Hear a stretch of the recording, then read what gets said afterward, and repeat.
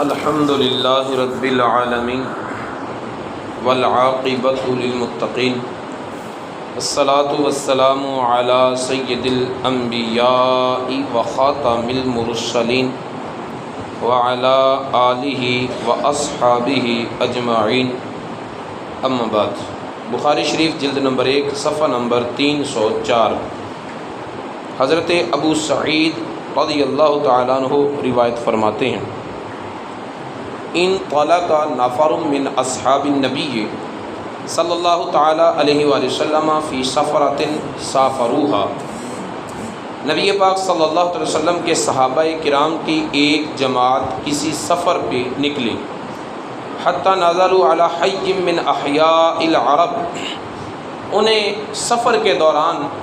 عرب کے قبیلوں میں سے کسی ایک قبیلے کے قرب و جوار میں رات پڑ گئی اور وہاں وہ ٹھہرے۔ فاستضافوہم فابوا ان یضیفوہم، تو صحابہ کرام کی اس جماعت نے ان قبیلے والوں سے گزارش کی کہ آج کی رات تم ہمیں اپنا مہمان بنا لو، ہماری مہمانی کرو، لیکن انہوں نے انکار کر دیا صحابہ کرام کو مہمان بنانے سے۔ فلودغ سید ذلک الحی، تو رات کے کسی وقت اس قبیلے کے سردار کو بچھو نے ڈس لیا۔ فسعوا له بكل شیء لا ينفعه شیء، تو ان قبیلے والوں نے اپنے سردار کی تکلیف کو دور کرنے کے لیے بڑی چارہ جوئی کی، لیکن کوئی بھی چارہ کام نہ آیا اور اس کی درد میں افاقہ نہ ہوا، وہ تڑپتا رہا۔ فقال بعضهم لو اتيتم هؤلاء الرهط الذي نازلوا لعله ان يكون عند بعضهم شيء، تم ایسا کیوں نہیں کرتے کہ وہ لوگ جو ہمارے قبیلے کے قریب ہی اترے ہیں اور آج رات وہ ہمارے پڑوس میں ٹھہرے ہوئے ہیں، انہوں نے ہمیں اپنا مہمان بننے کو کہا لیکن ہم نے انہیں اپنا مہمان بنانا پسند نہیں کیا، تو ایسا کیوں نہیں کرتے کہ کوئی شخص ان لوگوں کے پاس جائے، ان سے پوچھے، ہو سکتا ہے ان میں سے کسی ایک کے پاس اس کا حل موجود ہو۔ فَأَتَوْهُ، تو یہ مشورہ انہیں قبول کیا انہوں نے، اور ان میں سے قبیلے کے کچھ لوگ جو ہیں وہ صحابہ کرام کی اس جماعت کے پاس آئے۔ فقالوا، کہنے لگے، یا ایھا الرہط، اے قافلے والو، ان سیدنا لدغ، ہمارا جو سردار ہے اسے بچھو نے ڈس لیا ہے، وسعینا لہ بکل شیء لا ینفعہ، ہم نے بڑی کوشش کی ہے اس کی شفا یابی کے لیے لیکن فائدہ نہیں ہوا۔ فہل عند احد منکم من شیء، تو کیا تم میں سے کسی ایک کے پاس بھی کوئی ہے دم یا کوئی ٹوٹکا، کوئی حل، کوئی علاج اس کا؟ فقال بعضهم نعم، تو اس قافلے والوں میں سے ایک صحابی نے کہا، ہاں میرے پاس ہے دم، میں دم کروں گا۔ واللہ انی لارقی، اللہ کی قسم میں دم کروں گا۔ ولیکن واللہ لقد استضافناکم، اللہ کی قسم ہم نے تم سے ریکویسٹ کی کہ ہمیں اپنا مہمان بنا لو، فلم تضیفونا، لیکن تم نے ہمیں اپنا مہمان نہیں بنایا۔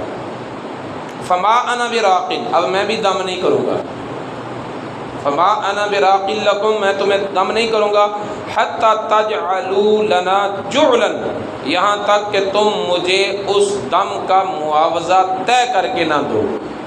اور وہ معاوضہ کیا ہوگا؟ جعلن، جعلن کہتے ہیں بکریوں کے ریوڑ کو، ایک آدھی بکری نہیں، بکریوں کا ریوڑ چاہیے، پھر دم کروں گا۔ فصالحوہم علی قطیع من الغنم، تو انہوں نے اس سے مصالحت کر لی، معاہدہ کر لیا کہ ہم تجھے بکریوں کا ایک ریوڑ دیں گے، قطیع ٹکڑا، ایک حصہ، یعنی ساری بکریوں میں سے ایک حصہ جو ہے مخصوص ہے وہ تجھے دیں گے۔ فانطلق، وہ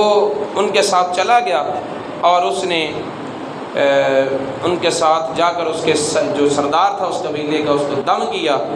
تو کہتے ہیں یقرأ الحمدللہ رب العالمین، دم میں کیا پڑھا؟ سورہ فاتحہ، الحمدللہ رب العالمین، یعنی قرآن پاک کا حصہ ہے۔ سورہ فاتحہ پڑھ کر دم کیا۔ جب سورہ پڑھ کے فاتحہ پڑھ کر اس نے پھونکا، دم کیا، تو اس سردار کی حالت کیسے بدلی؟ یہ راوی کے لفظ ہیں بخاری شریف میں، فَكَأَنَّمَا نُوشِطَ مِنْ عِقَالٍ، یوں لگتا تھا کہ جیسے رسیوں میں جکڑے ہوئے بندے کو کھول دیا گیا، رسیوں میں جکڑے ہوئے بندے کو کھول دیا جائے تو اس کی حالت کتنی تیزی کے ساتھ بدلتی ہے، وہ ریلیکس ہوتا ہے، آرام پاتا ہے، اس کا کراہنا دور ہوتا ہے، طبیعت میں نشاط آتا ہے۔ تو اس کو جب دم کیا تو اتنی تیزی سے افاقہ ہوا جیسے رسیوں سے بندھا ہوا شخص جو ہے وہ کھول دیا جائے۔ فَانْطَلَقَ يَمْشِي وَمَا بِهِ قَلِيَّةٌ، وہ چلنے پھرنے لگا اور اس پر کوئی تکلیف نہیں تھی، یعنی وہ جو تڑپ رہا تھا وہ چلنے پھرنے لگا اور اس کی تکلیف جو تھی وہ دور ہو چکی تھی۔ اور اب اس کے سردار نے کہا فَأَوْفُوهُمْ جُعْلَهُمُ الَّذِي صَالَحُوهُمْ عَلَيْهِ، تو اب تم اس کو پورا وہ حصہ دو جس معاوضے پر تم نے ان کے ساتھ معاہدہ کیا تھا، وہ پورا اس کا حق اسے دے دو۔ وہ صحابی وہ بکریوں کا ریوڑ لے کر واپس اپنے ساتھیوں کے پاس آ گیا، تو بعض ساتھیوں نے کہا فقال بعضهم اقسموا، کہ انہیں تقسیم کرو آپس میں، لیکن فقال الذی رقا، جس نے دم کیا تھا وہ کہنے لگا لا تفعلوا، نہیں یہ کام نہیں کرنا، حتی نأتی النبی صلی اللہ علیہ وسلم، کیونکہ دم تو میں نے کر دیا، اس کا معاوضہ بھی میں نے لے لیا، لیکن ان کے ساتھ اس ناراضگی کی وجہ سے میں نے معاوضہ تو لے لیا، دل مطمئن نہیں ہے کہ قرآن پڑھ کر پھونکا ہے اور اس کے معاوضے میں بکریاں لی ہیں۔ ایک مرتبہ ہم نے کام جو نیا سا کیا ہے تو صحیح کیا ہے غلط کیا ہے، پہلے رسول اللہ سے پوچھ تو لیں، ابھی نہیں انہیں تقسیم کرنا، انہیں ایسے رہنے دو، ہم رسول پاک صلی اللہ علیہ وسلم کی بارگاہ میں حاضر ہوں گے، رسول اللہ صلی اللہ علیہ وسلم کی بارگاہ میں عرض کریں گے، عرض کر کے جو آپ فیصلہ کریں گے اس کے مطابق کریں گے۔ یہ تھے صحابہ کرام۔ فَنَذْكُرَ لَهُ الَّذِي كَانَ، پھر جب وہ نبی پاک صلی اللہ علیہ وسلم کی بارگاہ میں حاضر ہوئے تو انہوں نے رسول اللہ صلی اللہ علیہ وسلم کی بارگاہ میں عرض کیا کہ یا رسول اللہ ہم نے یہ کام کیا ہے۔ فَنَنْظُرُ مَا يَأْمُرُنَا، تو اب ہم منتظر ہیں کہ رسول اللہ صلی اللہ علیہ وسلم کیا فیصلہ فرماتے ہیں۔ فَقَادِمُوا عَلَى رسول اللہ صلی اللہ علیہ وسلم فَذَاكَرُوا لَهُ، پھر وہ رسول اللہ کی بارگاہ میں حاضر ہوئے، انہوں نے ذکر کیا فَقَالَ وَمَا يُدْرِيكَ إِنَّهَا رُقْيَةٌ، نبی پاک صلی اللہ علیہ وسلم نے اظہار مسرت سے فرمایا تو جس نے دم کیا تھا اسے کس نے بتایا کہ سورہ فاتحہ سے دم بھی ہوتا ہے؟ یعنی ابھی میں نے سورہ فاتحہ کی فضیلتوں کے یہ باب تو کھولے نہیں، تو اسے کس نے بتایا کہ سورہ فاتحہ بہترین دم بھی ہے؟ ثم قال قد اصبتم، پھر رسول اللہ صلی اللہ علیہ وسلم نے فرمایا کہ تم نے جو کیا ہے وہ ٹھیک کیا ہے، تم نے جو کیا ہے وہ قرآن پڑھ کر معاوضہ لیا ہے صحابی نے، اور نبی پاک صلی اللہ علیہ وسلم فرماتے ہیں ٹھیک کیا ہے۔ جس قوم کو قرآن کی قدر کا پتہ نہ ہو اور وہ قرآن کی خدمت کرنے کی سوچ اور فکر نہ رکھتی ہو، ان سے قرآن کا معاوضہ مطالبہ کر کے لینا صحابی کا عمل ہے۔ رسول اللہ فرماتے ہیں ٹھیک کیا ہے۔ رسول اللہ صلی اللہ علیہ وسلم کیا فرماتے ہیں؟ قد اصبتم، تم نے ٹھیک کیا ہے۔ اقسموا، اس حصے کو تقسیم کرو، واضربوا لی معکم سہما، اور اس میں میرا بھی حصہ رکھنا۔ اب اس معاوضے کو رسول اللہ نے کتنا پسند کیا، اور میں اس سے مجھے بھی حصہ دوں، تمہیں قرآن پہنچا ہے تو میرے ذریعے ہی پہنچا نا، تو قرآن کا جو اجر تمہیں ملے گا، جو اجرت تمہیں ملے گی، اس میں میرا بھی حصہ ہے، ٹھیک ہے؟ یعنی یوں کہو کہ اگر یہ حکم تا قیامت باقی امت کے لیے ہے تو اس میں تعلیم یہ ہے کہ دین کا کام کرو، قرآن پڑھو، پڑھاؤ، اس کا معاوضہ لو، جو خدمت کرنا جانتے ہیں ان سے نہ مانگو، جو نہیں جانتے قرآن کی خدمت کرنا ان سے مانگ کر لو، اور پھر اس میں میرا حصہ بھی رکھو کہ اپنی اس پاکیزہ کمائی سے میرے میلاد کی محفل منایا کرو۔ میرے ذکر کی محفلیں اس پاکیزہ کمائی سے منع کیا کرو۔ فضاحک النبی صلی اللہ علیہ وسلم، راوی کہتا ہے صحابی حضرت ابو سعید رضی اللہ تعالیٰ عنہ کہ نبی پاک صلی اللہ علیہ وسلم نے یہ فرما کر مسکراہٹ فرمائی، تبسم فرمایا،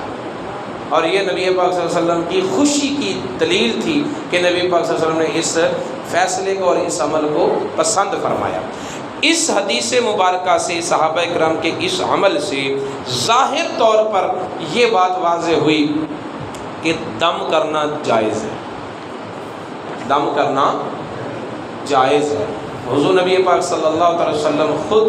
حسنین کریمین کو دم فرمایا کرتے تھے ان الفاظ کے ساتھ جن کے بارے میں فرماتے کہ ان لفظوں سے حضرت ابراہیم علیہ السلام اپنے بیٹوں کو دم کیا کرتے،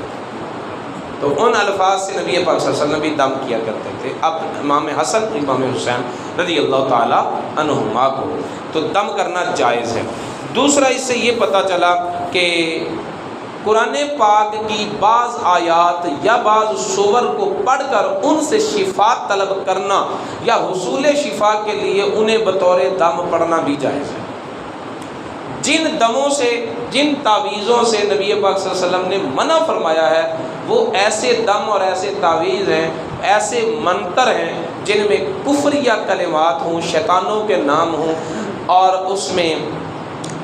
بتوں اور شیاطین کے اسماء ہوں، تو ان سے منع کیا گیا ہے، اور ان پر اعتماد کرنا، ایسے لوگوں کے پاس جانا، اس کو کفر کی حد تک کہا گیا ہے، قرار دیا گیا ہے۔ اگر کوئی بندہ جان بوجھ کر ایسے لوگوں کے پاس جاتا ہے اور پھر ان پر یقین رکھتا ہے تو وہ کفر کرتا ہے، وہ غلط طرح کے دم ہے۔ اور اگر کوئی دم ہے اللہ تعالیٰ کے اسماء سے، رسول اللہ صلی اللہ علیہ وسلم پر درود پاک پڑھنے سے، قرآن پاک کی بعض صورتوں کو تلاوت کرنے سے، تو ایسے دم کی اجازت ہے، اور باقاعدہ یہ حدیث شریف اس پر دلیل ہے۔ امام بخاری علیہ رحمہ نے اس حدیث سے یہ مسئلہ اخذ کیا ہے کہ قرآن پاک پڑھ کر اس کا معاوضہ لینا جائز ہے۔ امام بخاری نے اس حدیث سے یہ استدلال کیا ہے۔ اس حدیث مبارکہ سے اجتہاد کے جائز ہونے پر بھی دلیل قائم ہوتی ہے، وہ اس طرح کہ جب صحابہ کرام نے دم کیا، دم کر کے اس کا معاوضہ لیا، تو ان کے اس عمل پر نہ تو قرآن کی کوئی آیت تھی، نہ رسول اللہ صلی اللہ علیہ وسلم کا کوئی فرمان تھا۔ صحابی نے یہ فیصلہ از خود کیا، سوچ بچار سے کیا، اور جو کچھ انہوں نے رسول اللہ صلی اللہ علیہ وسلم سے سیکھا تھا ان تعلیمات میں غور و فکر کرتے ہوئے اس نتیجے تک پہنچے کہ ایسا کرنا جائز ہے، اور انہوں نے کیا۔ پھر اپنے اس عمل کی تصدیق رسول اللہ صلی اللہ علیہ وسلم سے کروائی، تو نبی پاک صلی اللہ علیہ وسلم نے فرمایا فقد اصبتم، تم نے ٹھیک کیا ہے، جس سے یہ پتہ چلا کہ جہاں جس مسئلے میں قرآن اور حدیث کی واضح صریح آیات احادیث موجود نہ ہوں، اس مسئلہ میں مجتہد کے لیے اجتہاد کرنا جائز ہے۔ ہر بندہ اجتہاد کا اہل نہیں ہوتا، ہر بندے کو یہ حق نہیں دیا جائے گا کہ تو اجتہاد کر۔ اجتہاد کی شرطیں جس بندے میں پائی جائیں گی اس کے لیے جائز ہوگا کہ جو قرآن و حدیث کو جاننے والا ہے، اسے قرآن و حدیث میں کوئی مسئلہ نہیں صریح لفظوں میں ملتا، تو جو کچھ صراحت کے ساتھ اس نے جانا ہے، پڑھا ہے، اس پر اس مسئلے کو قیاس کر لے اور فیصلہ دے۔ چوتھا، اس حدیث شریف سے یہ بھی پتہ چلتا ہے کہ ہر نئے کام کو آنکھیں بند کر کے بدعت قرار نہیں دیا جا سکتا۔ صحابی نے یہ جو کام کیا ہے یہ نیا نہیں تھا، باقی صحابہ کرام نے کہا کہ نہ اس پر کوئی قرآن کی آیت، نہ اس پر کوئی حدیث موجود، تو یہ بدعت ہے، یہ نیا کام کر رہا ہے۔ وہ تو کہہ رہے ہیں اقسمو، تقسیم کرو، یہ تو دم کرنے والے نے کہا، جو کہہ رہے ہیں تقسیم کرو وہ بھی تو صحابی ہے نا، تو صحابی کا قول فعل جو ہے وہ بھی حجت قرار پاتا ہے۔ تو صحابی کہہ رہے ہیں کہ اس کو تقسیم کرو، یعنی سارے صحابہ نے اس عمل کو نہ بدعت قرار دیا نہ خلاف شریعت قرار دیا، بلکہ کہا اسے ٹھیک ہے اسے تقسیم کرو، لیکن نبی اس نے کہا، دم کرنے والے نے کہا کہ نہیں، رسول اللہ صلی اللہ علیہ وسلم ابھی ہمارے درمیان موجود ہیں، جب تک ان کی صراحت نہیں آئے گی تب تک۔ جب رسول اللہ صلی اللہ علیہ وسلم کی صراحت آ گئی پھر تو یہ حدیث بن گیا، لیکن جب تک رسول اللہ کی بارگاہ میں پیش نہیں ہوئے تھے اس وقت تو صحابی نے جو کام کیا تھا ایک نیا ہی کام کیا تھا نا، لیکن اس کو کسی نے بدعت نہیں کہا۔ لہٰذا آج بھی ہر نئے کام کو آنکھیں بند کر کے بدعت قرار نہیں دیا جائے گا، بلکہ اس کو قرآن اور حدیث کے اصولوں پر پیش کیا جائے گا۔ اگر وہ قرآن اور حدیث کے اصولوں سے موافق ہوگا تو اسے بدعت حسنہ کہیں گے، اور اگر یہ قرآن و سنت کے اصولوں سے ٹکرائے گا، شریعت کی تعلیمات کے خلاف ہوگا، تو پھر اسے بدعت سیئہ ہے۔ ٹھیک ہے، اسے کل بدعۃ ضلالۃ کے زمرے میں ہر نئے کام کو آنکھیں بند کے نہیں ڈالا جا سکتا۔ تو اس حدیث مبارکہ سے یہ چند مسائل اخذ ہوئے۔ اللہ رب العزت کی بارگاہ میں دعا ہے نبی پاک صلی اللہ علیہ وسلم کی تعلیمات کو سیکھنے اور ان پر عمل پیرا ہونے کی توفیق عطا فرمائے۔